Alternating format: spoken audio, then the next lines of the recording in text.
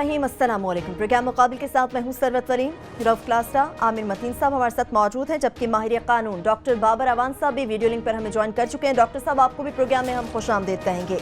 Supreme court का Panama का हंगामा, पीटीआई का वकील बदलते ही दलाइल की भरमार। नईम बुखारी साहब की जानिब से वजीर आजम के पार्लियामेंट के खिताब से लेकर कतरी शहजादे के खत तक का पोस्टमार्टम कर डाला। सुप्रीम कोर्ट में शरीफ खानदान के मुतजाद बयानात की गूंज भी आज सुनाई दी। कतरी शहजादे का खत भी लंदन फ्लैट्स के बारे में उठने वाले सवालात पर अदालत को मुतमईन नहीं कर सका। गल्फ स्टील मिल्स फरोख्त के वक्त खसारे में अगर थी तो बेचकर जद्दा में फैक्ट्री किस तरह से लगाई गई, सऊदी बैंकों से कर्ज आखिर किस तरह हासिल किया गया और जिद्दा फैक्ट्री कितने में और कैसे फरोख्त की गई, जस्टिस एजाजुल एहसन साहब की जानिब से चुपते हुए सवालात किए गए। असल बात यह है कि अदालत से भी दस्तावेजात छुपाई गई हैं। अकरम शेख साहब, आप बताएं कि दस्तावेजात को क्यों छुपाया गया। जस्टिस अजमत शेख साहब की जानिब से ये रिमार्क्स दिए गए। अपनी गुफ्तगू को आगे बढ़ाएंगे। आपको बताएंगे कि कौमी असम्बली में पाकिस्तान इंक्वायरी कमीशन बिल भी पास कर लिया गया। क्या नून लीग पीपल्स पार्टी अपने कायदीन के हिफाजत के लिए यकजान दो कालिब हो गई? क्या ये बिल सेनेट से भी मंजूर हो जाएगा? इस बिल की हकीकत और इसे पास कराने के पीछे असल वजह क्या हो सकती है? प्रोग्राम के आखिर हिस्से में आपको बताएंगे कि पाकिस्तान की 5.5 करोड़ के करीब अवाम गुर्बत की लकीर से भी नीचे जिंदगी गुजार रही है। अवाम की नुमाइंदगी करने वाले और इनके दावेदार अरकान पार्लियामेंट की जानिब से अपनी तनख्वाहों में 150 गुना इजाफा कर लिया गया, मगर इन बेचारी अवाम की फिक्र किसी को भी नहीं है। प्रोग्राम के आखिरी हिस्से में इस पर बात करेंगे। सबसे पहले क्लासेस साहब पैनामा के हवाले से बात करेंगे। आमिर साहब की तरफ, डॉक्टर साहब की तरफ जाएंगे। आप खुद कोर्ट में मौजूद थे, आज जो समाअत हुई हम सबसे पहले जानेंगे कि उसको आप किस तरह से देख रहे हैं? जी बिल्कुल, आज मैं भी सुप्रीम कोर्ट ऑफ पाकिस्तान, पहले भी बड़े इंपॉर्टेंट केसेस होते हैं तो हम जर्नलिस्ट जाते हैं, आज मैं भी गया हुआ था। तो जो मेरी ऑब्जर्वेशन थी, डॉक्टर साहब भी क्योंकि उनकी टीम का हिस्सा हैं, उनका पीटीआई की टीम का हिस्सा है और बड़ा एक बड़ा हिस्सा है, मतलब बहुत सारे पॉइंट्स जो हैं जो मेरी इतलात हैं डॉक्टर साहब ने पीछे बैठ के तैयार किए हैं। और ऑफ कोर्स ये टीम वर्क होता है बिल्कुल। और मुझे जो बताया गया कि कल कुछ 7 घंटे तक एक मीटिंग चली है वकीलों की और इनके जो बाकी लोग असिस्ट करने वाले हैं सारे, इट्स अ टीम एफर्ट जो आज हमें नज़र भी आई है सुप्रीम कोर्ट ऑफ पाकिस्तान में। जो मुझे थोड़ी सी आज एक उसमें कन्फ्यूजन लगी है पीटीआई के हवाले से कि शायद हामिद खान साहब जो हैं वो टीम वर्क पे या बिलीव नहीं रखते थे, या उनको इस लेवल की ब्रीफिंग नहीं दी गई, तैयारी नहीं करवाई गई थी, या वो तैयारी वो करना नहीं चाहते। यार कर लेंगे, बहुत सारे हम भी होते हैं शोज़ का होते हैं ना, वो यार अच्छा क्या टॉपिक है, वो अच्छा कर लेंगे यार, खैर है क्योंकि पिछले हफ्ते भी हमने ये कर लिया था। बाज़ दफ़े ऐसे वकील भी होते हैं, कौन सा केस है फलां वाला 302, हाँ कत्ल, इससे पहले 4 किए, ये भी कर लेंगे।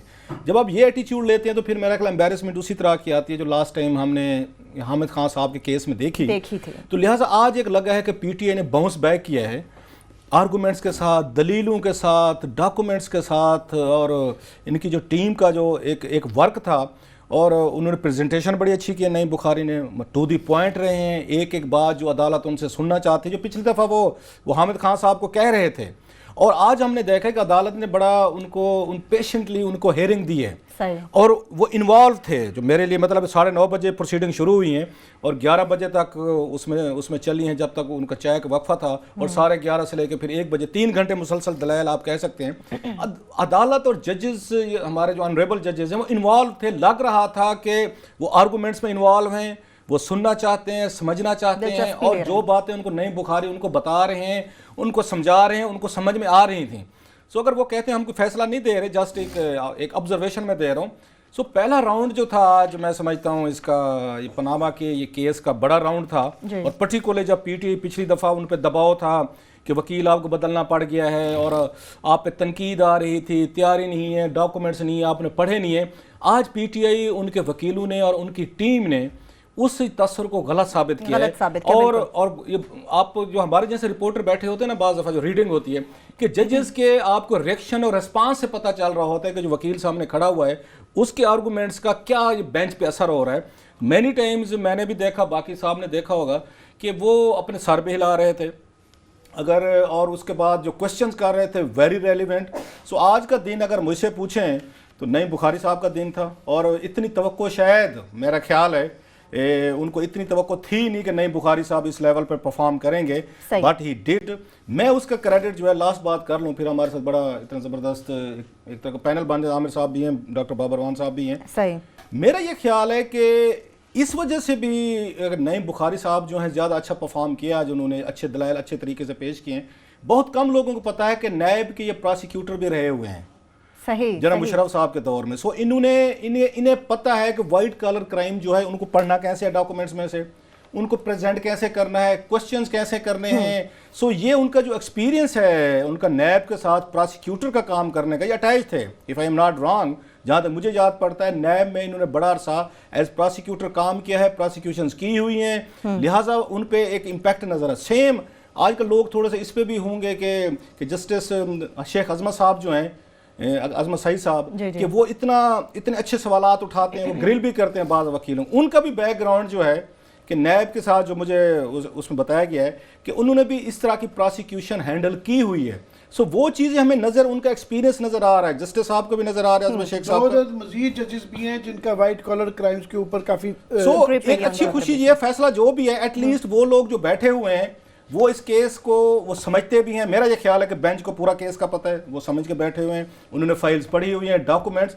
उससे ज्यादा अच्छी खबर ये है कि पीटीआई की जो वकीलों की टीम है, आज उनका टीम वर्क नजर भी आया है। दे परफॉर्म, मेरा ख्याल है बड़े रेलिवेंट और बड़े सवालात, अच्छे सवालात उठाए जो अकरम शेख साहब और सलमान भट्ट साहब जो वजीर आजम और उनके बच्चों के वकील हैं, उनके लिए उनको थोड़ी मुश्किल देगा है वो होगा।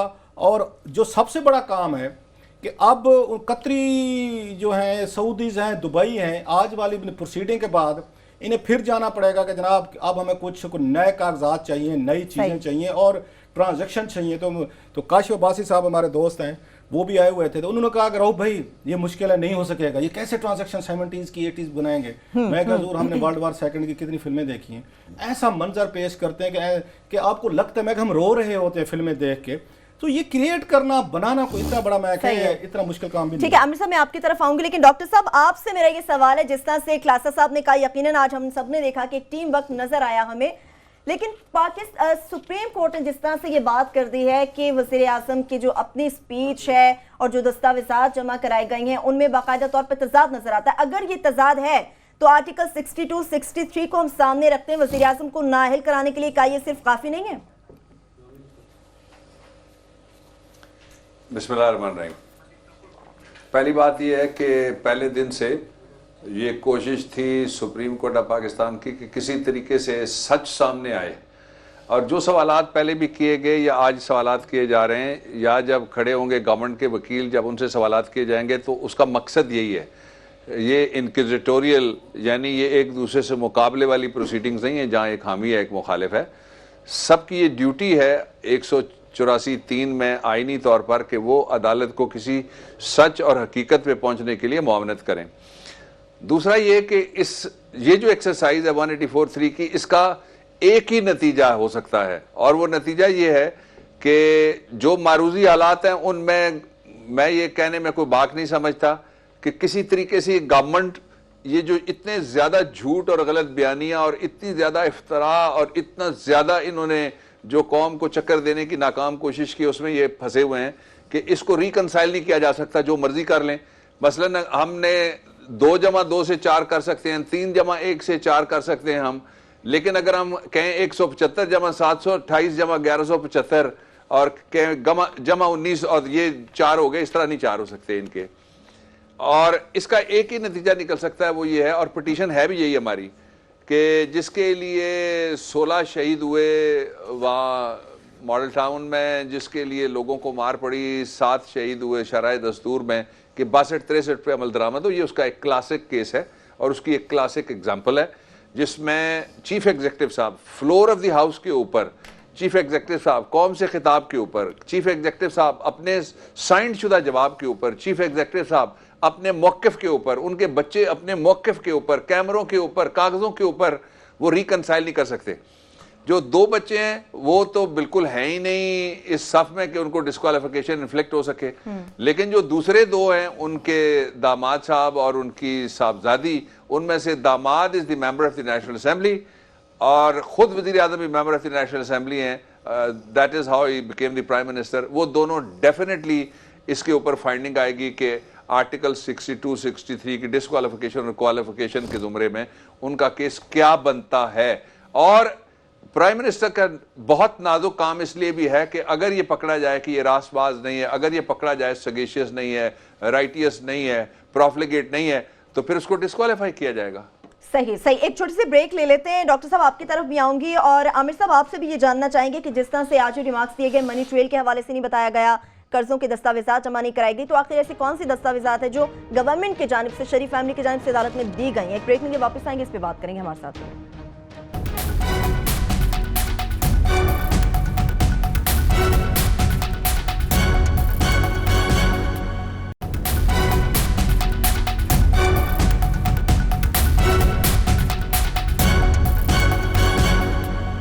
ब्रेक के बाद एक बार फिर से प्रोग्राम में आपको खुशामदीद कहेंगे। पैनामा केस के हवाले से बात करें। आमिर साहब, कतरी शहजादी के खत के हवाले से भी बात की गई और अदालत ने तो इस बार खुद ही उसकी कानूनी हैसियत पर सवाल उठा दिया है।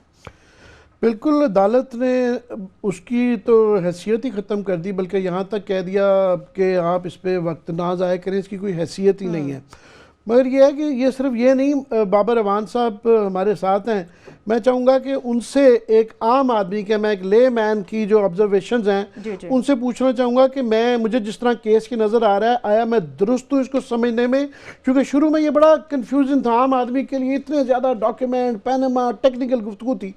अब बड़ा आज सीधा आसान केस लगने लग पड़ा है और क्रेडिट जाता है लीगल टीम को, पीटीआई की, कि उन्होंने बड़ा सिंप्लीफाई अब कर दिया है। सीधा सा कि जो प्राइम मिनिस्टर के बयानात का तजाद उन्होंने खोल के रख दिया। हमारे दोस्त इसाक हकवानी को भी क्रेडिट दें, जो भी उनकी टीम का हिस्सा है, मैं सबको क्रेडिट दे रहा हूं। जहांगीर तरीन भी उसमें शामिल है मेरा ख्याल, वो डॉक्टर साहब खैर बेहतर बताएंगे। बस जो भी है क्रेडिट जाता है आज के, उन्होंने आज थोड़ा कम से कम क्लियर सिंप्लीफाई किया है कि तजादात बयानात में आ गए।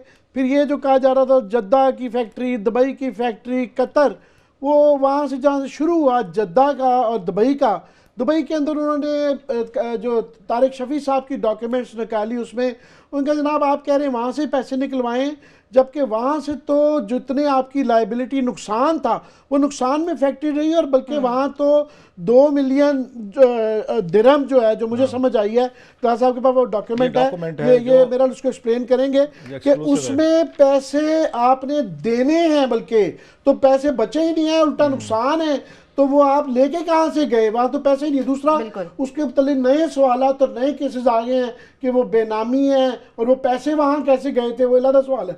मगर मैं समझने भी अब जाऊँ कि अदालत ने इसको सिंपलीफाई इस तरह कर दिया है कि जनाब आप ये सिर्फ साबित करते हैं कि 2006 से पहले इनकी थी। वो हमारे जैसे आदमी को भी नजर आ रहा है कि यार ये अल तौफीक केस के अंदर ये डॉक्यूमेंट जो है इनकी प्रॉपर्टीज जो थी वो कोलैटरल के तौर पे इस्तेमाल हुई है। ये केस तो बड़ा हमें सिंपल लगता है। बाबर साहब ये बताएं कि ये आगे डिफेंस वाले अकरम साहब ये अब अपनी क्या कौन सा खरगोश अपनी पटारी में से निकालेंगे? ये क्या पुरानी मनी ट्रेल को रीइंफोर्स करेंगे या नया कुछ लाएंगे? जो आपका तासुर है मैं उससे इत्तफाक करता हूँ। ऐसा ही है कि ये बड़ा सिंप्लीफाइड केस है।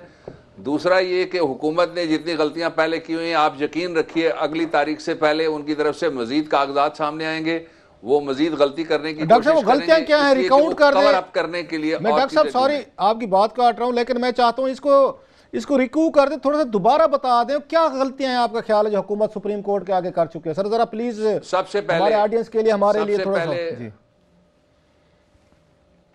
सबसे पहले उनकी गलती ये है जो कुदरत ने उनकी तरफ से करवाई है, वो हमारे कहने पे ना करते शायद।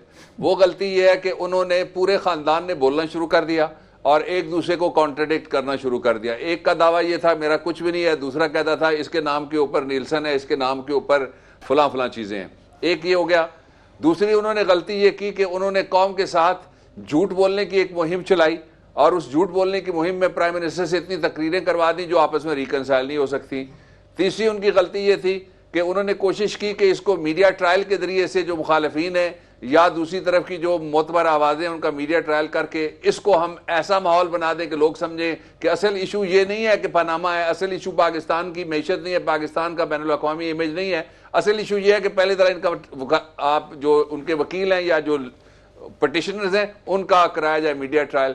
चौथी इनकी तरफ से गलती ये थी कि ये एक मौक़िफ़ नहीं इख्तियार कर सके, एक से ज़्यादा मरतबा अपने लिखे हुए कागजात में भी इन्होंने मौक़िफ़ बदला सुप्रीम कोर्ट ऑफ पाकिस्तान में। इनकी पांचवी गलती ये थी कि इन्होंने प्राइम मिनिस्टर की उस स्पीच को, जिसने भी इनका डिफेंस कार्व आउट किया, सामने नहीं रखा, जिसमें उन्होंने कहा कि हतमी तौर पे मैं आपको बताना चाहता हूं कि ये पैसे थे जिनके जरिए से हमने लंदन में ये सारा कुछ खरीदा है। उसके बाद उनकी अगली गलती ये थी कि वो एक फॉरेन डिग्नेटरी को, जिसके साथ हमारे बड़े ताल्लुकात हैं और बड़े इंपॉर्टेंट हमारे रिलेशंस हैं उनके साथ, उनको भी बदनाम कराने में शामिल कर लिया और उनका भी मीडिया ट्रायल करा दिया। अब इनकी जो गलती, अगली जो आने वाली गलतियां हैं वो 3 है, मैं उनकी निशानदेही कर देता हूं। आज उनके वजीरों ने, क्लासा साहब आप गौर से देखिएगा, मतीन साहब और मैडम गौर से देखिएगा, उनके वजीरों ने बातें की। उन्होंने कहा देखो नवंबर भी हमने गुजार दिया, तो वो किस तरफ इशारा कर रहे थे? राइल शरीफ के रिटायरमेंट की तरफ इशारा कर रहे थे ना। फिर वो कह रहे हैं दिसंबर भी हम गुजार देंगे, वो किधर इशारा कर रहे हैं? आपको पता ही है कौन रिटायर होगा। फिर वो अगले साल की भी बात करें, और वो इदारों के ऊपर एक तरह से फिलहाल तो जुबानी हमला है, लेकिन इनका रिकॉर्ड मौजूद है पहले, ये गलती वो डेफिनेटली करेंगे।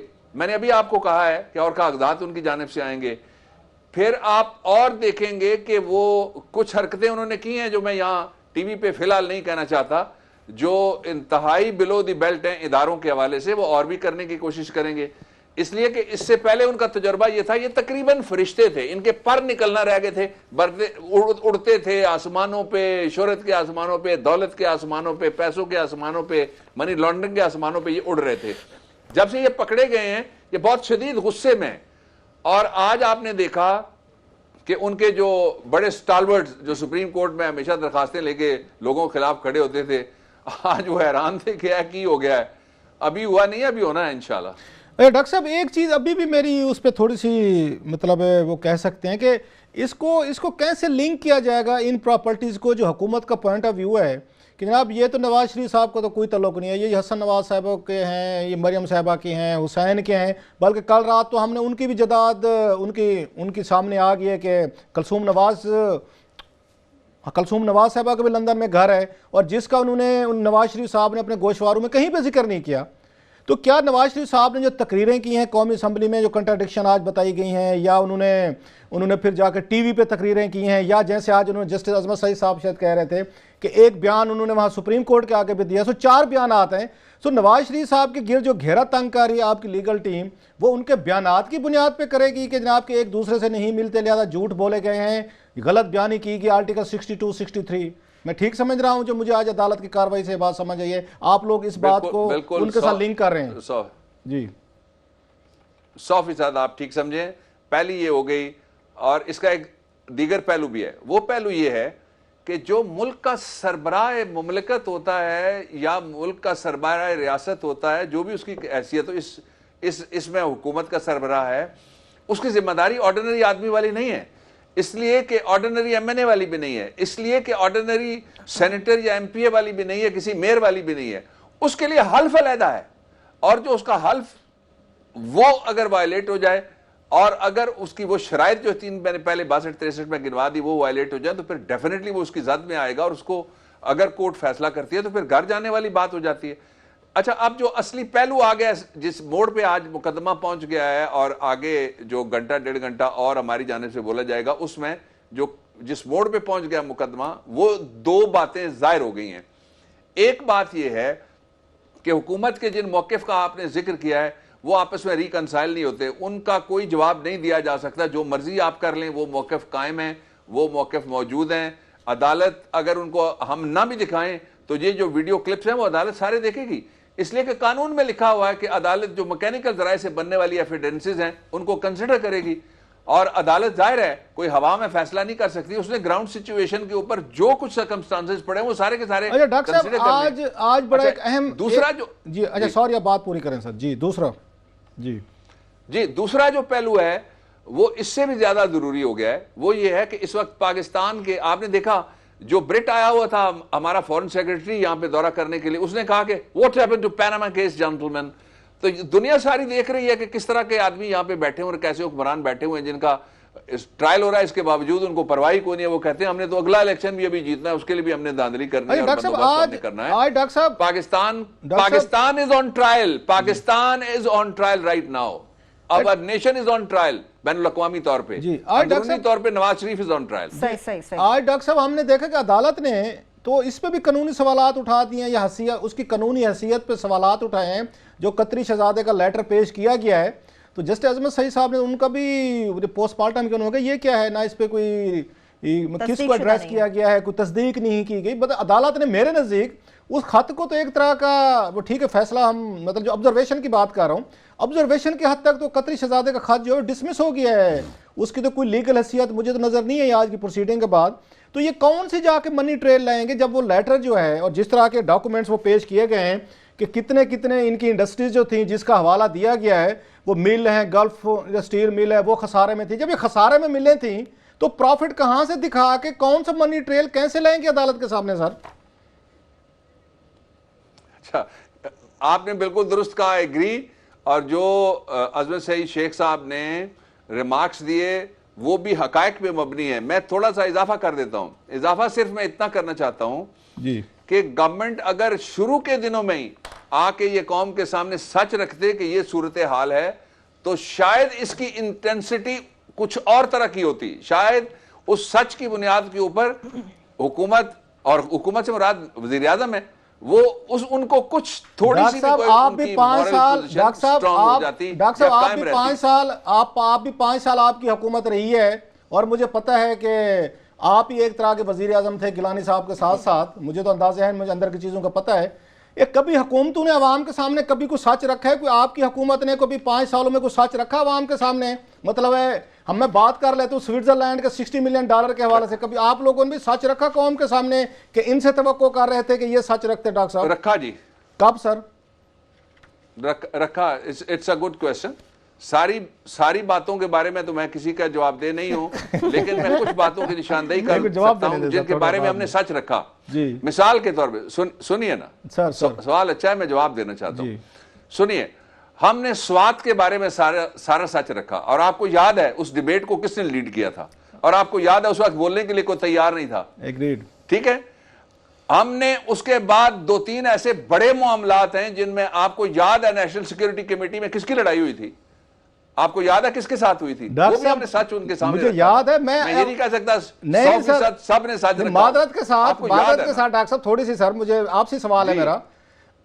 हम पूछ रहे फाइनेंशियल ट्रांजैक्शन का, व्हाइट कॉलर क्राइम का कह रहे हैं, वो स्विस मनी जो थी $60 मिलियन, आप उसको इक्वेट कर सकते हैं इसके साथ मनी लॉन्ड्रिंग जो इल्जामात लाग रहे हैं? जरदारी साहब पे वो इल्जामात लाग रहे थे, उस बारे में कोई कौम से सच बोला कि आप तो हमें नेशनल सिक्योरिटी की बातें बता रहे हैं? सर मैं जरा white collar crime money laundering का बता रहा हूं, जैसे इन पे इल्जामात हैं, जरदारी साहब पे भी थे, सुप्रीम कोर्ट में आपका भी केस था, इनका भी था।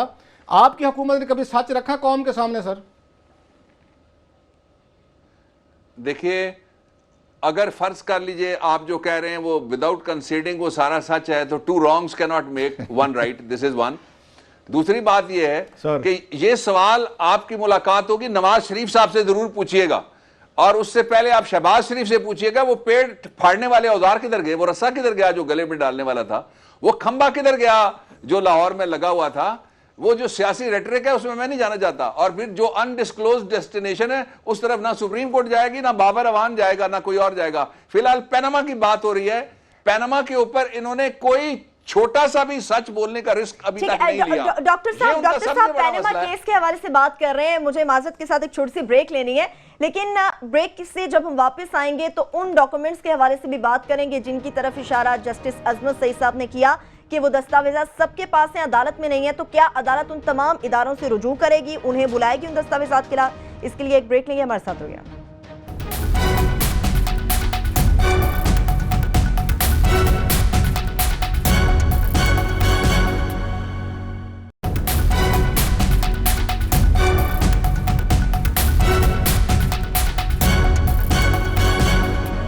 ब्रेक के बाद एक बार फिर से प्रोग्राम में हम आपको खुशामदीद कहेंगे। पैनामा केस के हवाले से बात हो रही है। आमिर साहब आपकी तरफ आऊंगी, आपने अपनी गुफ्तगू के आगाज में तारिक शफी साहब के हवाले से बात की थी। पहले हम देख रहे थे कि इस केस में बयानात में सिर्फ तजादात थे, अब तो दस्तखतों में भी आ गए, अब अदालत ये मामला उठा चुकी है, अब आगे क्या होगा?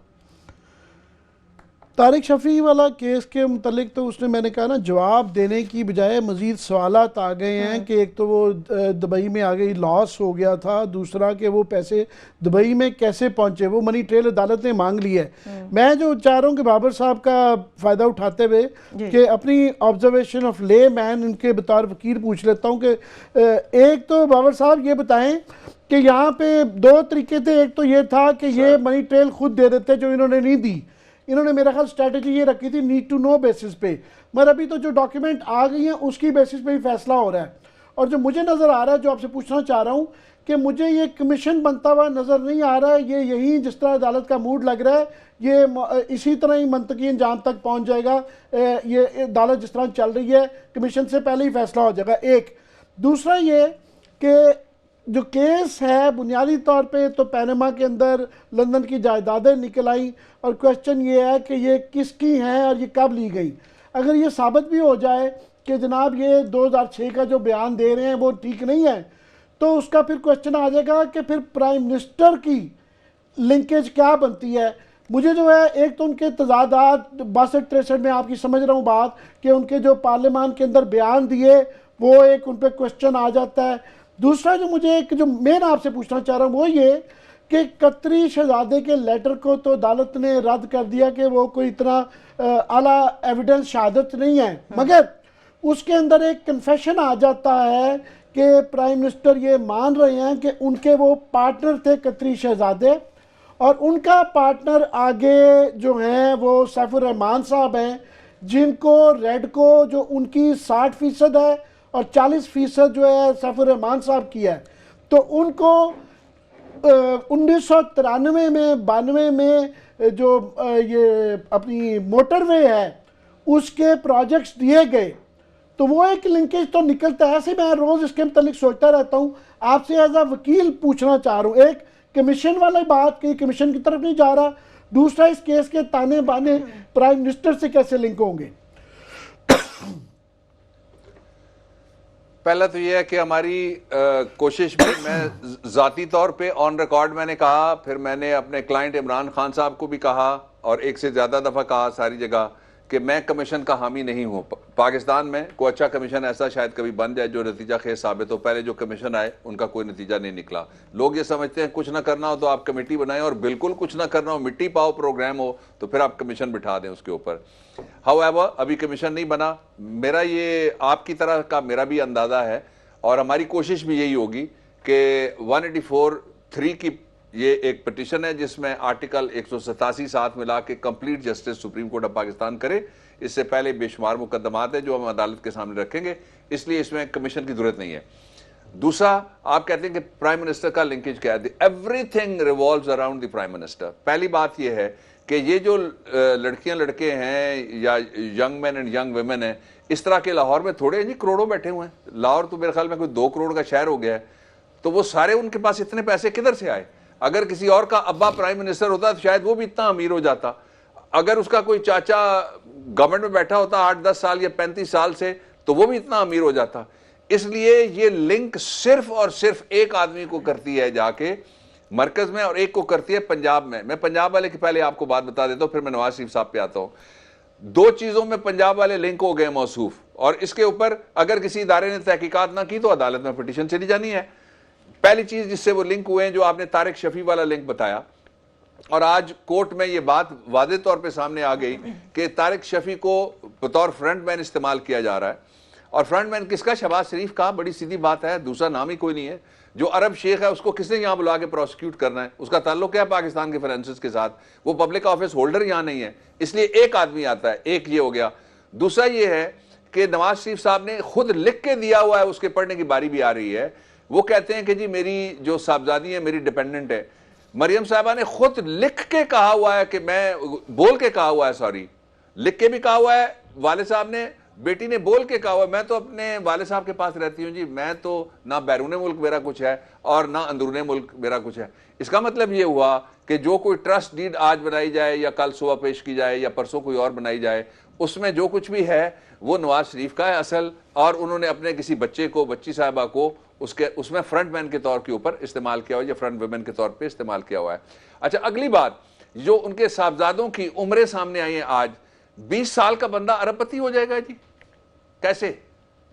20 साल की उम्र में हसन महमूद, तीसरी बात, हसन साहब के पास 100 करोड़ रुपया था, जो 7 केसेस आए। ये मैं आपकी बात ऐड करते हुए, बिल्कुल। अच्छा, आपने बड़ी जबरदस्त बात की है। जो 100 करोड़ रुपया उनको एक्सप्लेन करना पड़ेगा ना जी। आपका बच्चा, अगर मेरा बच्चा कल लेके आ जाता है रोल्स रॉयस घर में, तो हम कोई साबिक चीफ जस्टिस तो नहीं है कि आंखें बंद कर लेंगे, हम कहेंगे हमें तो नहीं पता बच्चा कौन सी गाड़ी चलाता है और किधर से आता है और किधर जाता है, ये तो हम सबको पता होता है। इसलिए फिर ये जो प्रिजम्पशन है ना, वो बाकी कवानीन में और नैब के कवानीन में, जो मनी लॉन्ड्रिंग के खास तौर पर नैब ऑर्डिनेंस 99 में, ये मुख्तलिफ है। बाकी में इनिशियल प्रिजम्पशन ये होती है कि everybody is presumed to be an innocent person unless proven guilty. जब तक कोई आदमी सजा नहीं हो जाता उस वक्त तक उसको बेगुनाह समझा जाएगा। डॉक्टर साहब, लेकिन इस केस में जो बियॉन्ड रिसोर्सेज, ऑस्टेंसिबल रिसोर्सेज जो पैसे आएंगे, उसमें प्रिजम्पशन ये है कि ये बताए पैसे कैसे आए। ये है कानून आपका। क्लास मुझे छोटी सी ब्रेक लेनी है, एक ब्रेक ले लेते हैं, छोटी सी वापस आएंगे। डॉक्टर साहब से पैनामा के हवाले से तो बात करेंगे, इसके साथ साथ कौमी असम्बली में पास किए जाने वाले पाकिस्तानी इंक्वायरी कमीशन बिल के हवाले से भी बात करेंगे। हमारे साथ रहिए।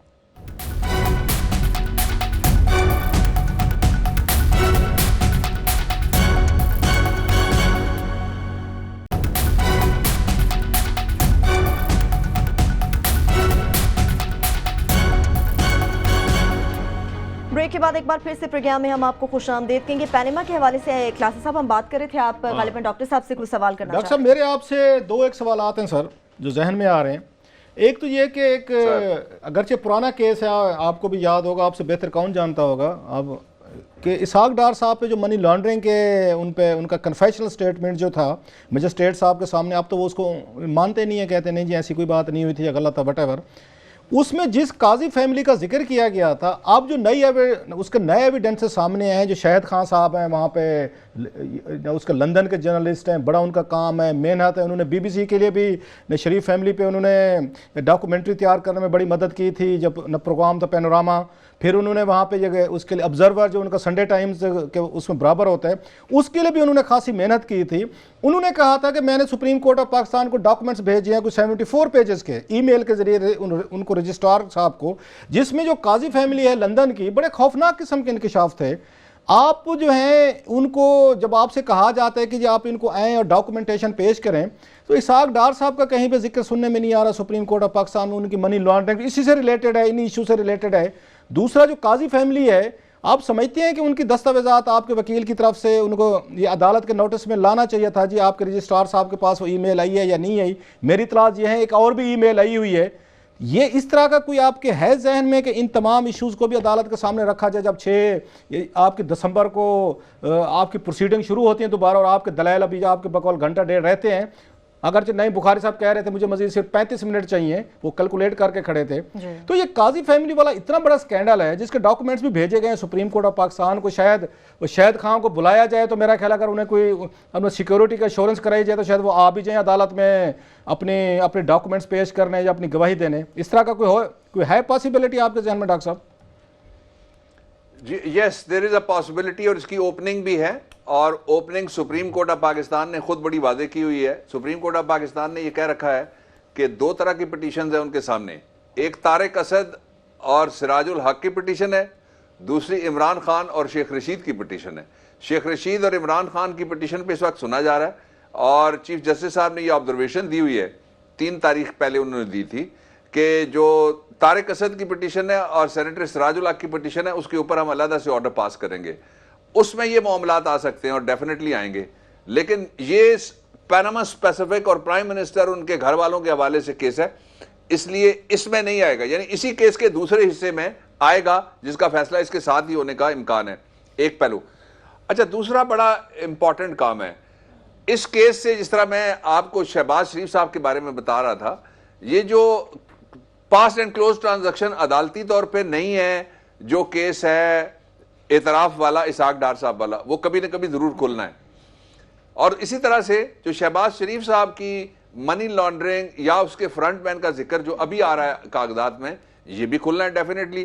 फिर जो अल तौफीक वाला है उसमें भी शहबाज शरीफ साहब है, Nawaz Sharif was not there. मैं डॉक्टर साहब सॉरी फॉर इंटरप्शन, आपकी गुफ्तगू से वो थे। सॉरी फॉर इंटरप्शन डॉक्टर साहब, मुझे आपकी गुफ्तगू से लग रहा है ये आप शायद आने वाले दिनों में आप शहबाज शरीफ साहब को भी पार्टी बना सकते हैं, रिस्पॉन्डेंट बना सकते हैं कि उनसे भी जवाब लिया जाए। जिस तरह का आर्गूमेंट आप दे रहे हैं, अल-तौफीक की बात कर रहे हैं, दीगर आप उनका फ्रंटमैन की, शहबाज शरीफ भी पार्टी बनाए जा सकते हैं आपकी पिटीशन में आगे आने वाले दिनों में? एक एडिशनल पिटीशन आप उसमें डालेंगे या आप इन्हीं पे ही मुतमईन रहेंगे? और इसके साथ ही मैं ऐड कर दूं, शहबाज शरीफ के अलावा मैं ये सोच रहा था कि इसमें बाकी जो बच्चे हैं, वैसे तो वो चले पाकिस्तान के रेजिडेंट्स नहीं हैं, हसन नवाज, हुसैन नवाज और आसमा बीबी जो कि साग डार साहब की बहू हैं, कि उन बच्चों के भी तो साथ से एक दफ़ा अदालत मांग सकती है कि वो ठीक है पाकिस्तान के उसमें टैक्स में तो लायबल नहीं है, पर प्राइम मिनिस्टर के बच्चे हमें सबके हिसाब से दें, ये मांग सकती है अदालत?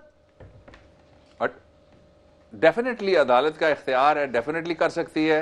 This is the latter portion, the first portion उस पर आ जाते हैं कि शहबाज शरीफ साहब के हवाले से कुछ तैयारी हो रही है एक और मुकदमे की, लेकिन उसको हम इसके साथ ये जो मौजूदा मुकदमा है उसके साथ बड़ी खबर आप ब्रेक कर रहे हैं डॉक्टर साहब आप एक और मुकदमा फाइल होने जा रहा है। डॉक्टर साहब आप एक बड़ी खबर ब्रेक कर रहे हैं ये कह के कि शहबाज शरीफ के खिलाफ एक और मुकदमा फाइल करने की तैयारी हो रही है। कुछ जरा हमें हिंट भी दे दें। प्राइम मिनिस्टर के सेकंड कैंडिडेट को भी चाकू मार रहे हैं आप साथ साथ, कुछ जरा हिंट ही दे दें क्या केस है डॉक्टर साहब? अब आप खबर ब्रेक कर ही रहे हैं तो पूरी कर दें सर।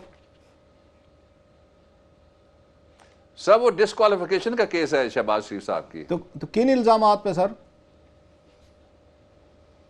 वो आपको बताएंगे, मैं ऐसे तो नहीं जाने दूंगा और कतरी शहजादा आ जाए, बल्कि शहबाज शरीफ साहब में तो सलाहियत है। सुनिए शहबाज शरीफ साहब में सलाहियत है, क्या पता वो डोनाल्ड ट्रंप से सर्टिफिकेट ले आएंगे, ट्रंप टावर के पैसे इनके हैं। अच्छा डॉक्टर साहब इससे थोड़ा सा आगे, आज कौमी असम्बली में वहाँ पे उन्होंने पनामा जो इंक्वायरी कमीशन का बिल हुकूमत ने मंजूर करा लिया, आपके लोग ही नहीं थे वहाँ पे, शायद वो बात कहते यौम तसीस पे गए हुए थे। तो उस इंक्वायरी कमीशन जो आज अप्रूव किया है हुकूमत ने, जिसमें सारी पावर्स हुकूमत को दे दी गई हैं जी, उन्होंने कमीशन बनाना है, उन्होंने क्या अपॉइंट करना है, TORs क्या बनानी है, अब उसको कैसे देखते हैं? बल्कि आमिर मतीन साहब ने बड़ा अच्छा कॉमेंट किया जब अब हम शो की तैयारी कर रहे थे। इन्होंने कहा जनाब कि आज सुप्रीम कोर्ट की प्रोसीडिंग देख के लगे तो वो मामला बहुत आगे चला गया है, कमीशन वगैरह से बात आगे चली गई है, तो हुकूमत तो वहाँ कमीशन से शुरू करना चाहती हो, पार्लियामेंट में स्टॉकअप हो, इसका कोई देखते हैं कोई कनेक्शन, को उसका इम्पैक्ट आ सकता है प्रोसीडिंग पे कि हुकूमत कमीशन का बिल आ रही है, सुप्रीम कोर्ट बहुत आगे निकल चुकी है सर? यस देखिए इसके मैं अलग-अलग करके सेगमेंटाइज कर देता हूं, जिस तरह आप शोज में कहते हैं। इसका पहला सेगमेंट ये है कि इसका डेफिनेटली असर होगा, और वो असर ये हो सकता है कि इसको जो पेंडिंग मामलात हैं उन पे आपको याद है नवाब रसूलुल्लाह खान का केस था, जब डिस्क्वालिफिकेशन के लिए तोइने अदालत में नवाज शरीफ साहब को 1997 में सज्जाद अली शाह की अदालत ने बुलाया था, तो तब ऐसी कानून साजी की गई थी, और वो कानून साजी फिर हुकूमत हजम नहीं कर सकी थी और सुप्रीम कोर्ट ने उसका नोटिस ले लिया था, वहां पिटीशन चली गई थी नवाब रसूलुल्लाह खान साहब की तरफ से। अच्छा, एक पहलू इसका ये हो गया। इसका जो दूसरा पहलू है वो इंपॉर्टेंट है कि कौमी असेंबली में से रश थ्रू उन्होंने किया। अगर छोटा मोटा किसी का मुका भी था कि हमें अब के जी यहां से निकल जाए, तो सेनेट में वो रुकेगा इंशाल्लाह। डॉक्टर साहब ठहरे, आपने कहा कि अगर छोटा मोटा कोई मुका भी था, आपका इशारा या अपनी पार्टी पीपल्स पार्टी के लोगों की तरफ है कि वो मुका कर रहे थे, लिहाजा वॉकआउट कर गए, या बंदे नहीं थे, कोरम अपना उन्होंने पूरा नहीं किया, रेजिस्ट नहीं किया, ये इशारा किसकी तरफ था आपका? ये मुका का अपनी पार्टी। ये सारा आप कह रहे हैं कि ये जो यौम तासीस हफ्ता तासीस जो मनाया जा रहा है, ये तो इस वक्त इतना बड़ा केस पैनामा चल रहा है, लगता है डाइवर्जन है। अच्छा नहीं क्लासा साहब, नहीं, वो तो एक तारीख है और बहुत अहम तारीख है, और पाकिस्तान की सबसे बड़ी पीपल्स पावरमेंट की मूवमेंट शुरू हुई, इसलिए यौम तासीस की सबको मुबारकबाद। मैं अब वापस आता हूं। आज क्लासा साहब के जो सवालात है ना, उनसे मुझे एक फिल्म याद आती है, डिक्टेटर। वदैया एक उन्होंने मुल्क बनाया और उसमें वो दौड़ लगा रहे होते हैं अपने दोस्तों के साथ साथ, तो उनके हाथ में 2 पिस्टल होते हैं, एक से वो दौड़ का आगाज कराते हैं और बाकी जो करीब पहुंचते हैं उसको डज कर देते हैं। देखिए यूं ना करें, मुझे बात मुकम्मल करने दें। बात जो मैं कह रहा था, तीसरा उसका पहलू वो रह जाएगा। तीसरा पहलू उसका बड़ा इंपॉर्टेंट है। वो इंपॉर्टेंट सर ये पहलू है कि इसको अदालत में भी ले जाया जा सकता है, और अदालत में ये जाएगा अगर कोई प्रिएम्प्ट करते हैं सुप्रीम कोर्ट के फैसले को और हुकूमत बेशक आईनी तरमीम और 24वीं वो भी अदालत में जाएगी स्क्रूटनी के लिए। इससे पहले 3 दफा अदालत आईनी तरामीम को स्क्रूटनाइज कर चुकी है, जुडिशियल स्क्रूटनी की जो उनकी पावर है। और ये जो लेजिस्लेशन हो रही है ये तो इसाक डार और समदी स्पेसिफिक लेजिस्लेशन है। एक जो ऑर्डिनेंस उन्होंने बनाया वो सूबों की उन्होंने तौहीन की है और सूबों के अंदर जो सूबाई खुद मुख्तारी का तस्वुर है उसको उन्होंने पामाल किया है। इसलिए अगर कोई सूबा जाना चाहे तो वो भी सुप्रीम कोर्ट में जा सकता है, वो भी एक अच्छा कॉज है और जाना चाहिए, डेफिनेटली रोकना चाहिए। एक तरफ हुकूमत का मौकफ यह है कि पनामा नवाज शरीफ स्पेसिफिक कोई कानून नहीं बनना चाहिए जो बिल है इस वक्त सेनेट में, दूसरी तरफ वो नवाज शरीफ स्पेसिफिक आइन की मैं तरमीम लाना चाहते हैं। इनके मुर्शिद आजम ज़ियाउल हक साहब ने वो अपने 5 साल लिखवाने के लिए अपना नाम भी आइन में डाला जो हमने फिर 18वीं तरमीम के जरिए से वो निकाला था। इसलिए इससे आगे भी जा सकते हैं। अच्छा डॉक्टर साहब, किसी इदारे पे हमला नहीं कर सकते, इनमें बड़ी सलाहियत है जी। अब हम पार्लियामेंट से रिलेटेड मैं एक और आपसे सवाल पूछ लेता हूं। आज वहाँ कौमी असम्बली में बताया गया रिटर्न रिप्लाई में उनकी प्लानिंग एंड डेवलपमेंट की तरफ से अगेन एहसन इकबाल साहब की वो जो उनकी वजारत है, उन्होंने कहा जनाब कि ऑलमोस्ट 30% 29% समथिंग जो है, या उसको अगर उस पर फिगर्स में चले जाएं वो तो कहते हैं 6 साढ़े 6 करोड़, लेकिन हम समझते हैं आबादी अगर 20 करोड़ है तो उससे तो ये लगता है कि इस मुल्क के 6 से 7 करोड़ लोग जो है गुर्बत की लकीर से नीचे रह रहे हैं। एक तरफ इन्होंने डाइल्यूट किया 30% जो आगे आई हुई है मैक्रो पॉवर्टी इंडेक्स उसमें 40% था। चले हम बिल्कुल इनका भी ले लें डॉक्टर साहब। एक तरफ ये देखते हैं कि यहाँ पे 30% से ज्यादा जो है जो कि 6-7 करोड़ बनता है, इससे गुर्बत की लाइन से भी नहीं, गुर्बत से भी ज्यादा गरीब हैं। दूसरी तरफ हम दुबई में देखते हैं सर, लंदन में देखते हैं, पनामा देखते हैं, फिर वहां पे मोहल्ले हैं, लोगों के पास पैसा है, इलीगल मनी है, और इससे अब अभी उन्होंने तनख्वाहें बढ़ाई हैं। क्या इस मुल्क में जिसकी यहाँ पे 6-7 करोड़ लोग जो है गुर्बत से भी नीचे गरीब हैं, ये कैसे जस्टिफाई कर रहे हैं? कैसे डॉक्टर साहब बिल्कुल 40% जी आमिर मतीन साहब ने कहा 40% लोग, तकरीबन 50% लोग गुर्बत की लकीर के नीचे हैं। इसाक डार साहब फ्रॉड कर रहे हैं, इस कौम के साथ धोखा दे रहे हैं और 420 कर रहे हैं, फिगर्स उनके फज्ड हैं। मैं बिल्कुल पूरी जिम्मेदारी से ये बात कह रहा हूं। बिल्कुल आपने पूरी जिम्मेदारी के साथ डॉक्टर साहब अपनी बात कर दी। इसके साथ ही प्रोग्राम अपने इख्तिताम को पहुंचता है। डॉक्टर बाबर अवान साहब हमारे साथ मौजूद है। सर आपके कीमती वक्त का बेहद शुक्रिया। इसके साथ ही प्रोग्राम अपने इख्तिताम को पहुंचता है। अपना बहुत सा ख्याल रखिए। खुदा हाफिज़।